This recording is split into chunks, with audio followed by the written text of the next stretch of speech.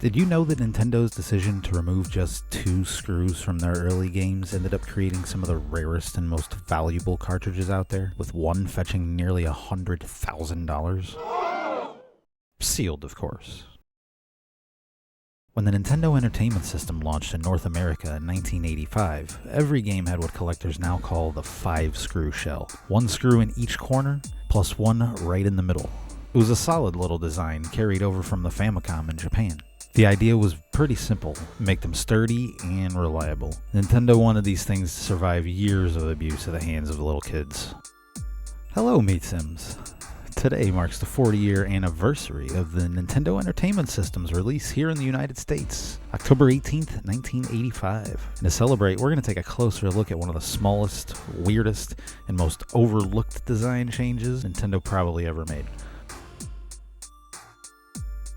By around 1987, the Nintendo had phased out of their original 5-screw sandwich-style cartridge designs. New games started showing up with only 3 screws instead, and little plastic clip tabs molded inside and on the tops showing where the missing screws used to be.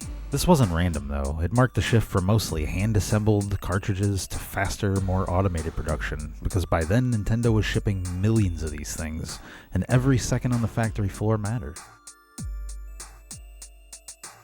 Now, Nintendo never said exactly why they made the switch, but when you start digging into the picture, it gets pretty clear. Each NES cartridge back then used real steel machine screws, tiny little things, but not free. Historical manufacturing data put small fasteners at about 0.2 to 0.5 cents each, depending on materials and supplier.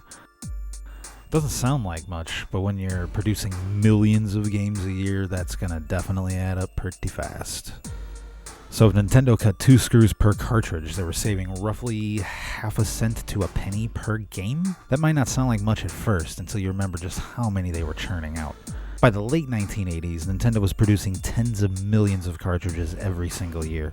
And over the NES console's lifespan, it's estimated Nintendo produced and distributed well over 250 million cartridges. And even if half of those fell into the 3-screw cost savings window, you're looking at hundreds of thousands, maybe even over $1 million saved on just those little tiny screws alone.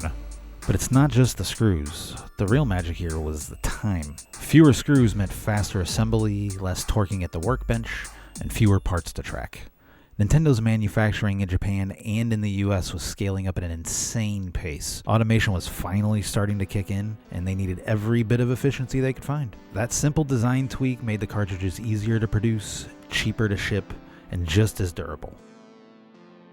Now here's where it gets fun for us collectors and confusing for most people who are normal.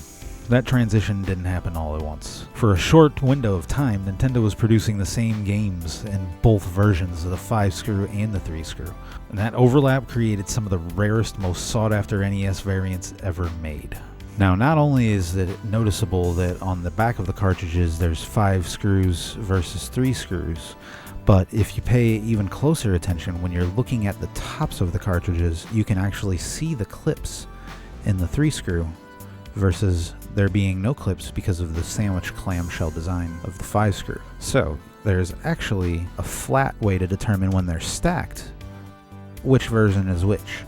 For the discerning eye, make sure and pay attention to that as well. According to price charting, a 5-screw Mega Man can sell for over $6,000 loose, more than $23,000 complete, and nearly $94,000 sealed.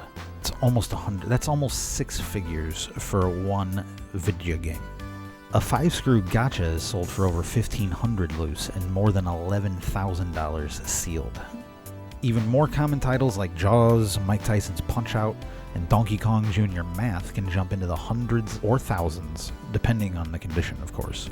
See, by the time a lot of these games were coming out, Nintendo was already mid-transition. Some of these factories were still on the 5-screw shells, while others had already converted over to the 3-screw versions and were already churning them out en masse. That weird overlap created a handful of later release 5-screw versions that barely made it to shelves. Since only about 5 to 10% of the NES cartridges are believed to be the original 5-screw designs, most of them are already locked away in collections, but they are still out there. So next time you're digging through a garage sale bin, flipping through a box of loose NES cards at a con, or hitting your local retro game store. Just check the screw count. These little pieces of metal mark a turning point where craftsmanship met mass production and efficiency quietly reshaped video game history. That's the rundown on 5 screws. May your screws be plentiful, when you want rarity of course, and few when you're paying the bill. Catch you on the flip, Meatsims. Have a good day.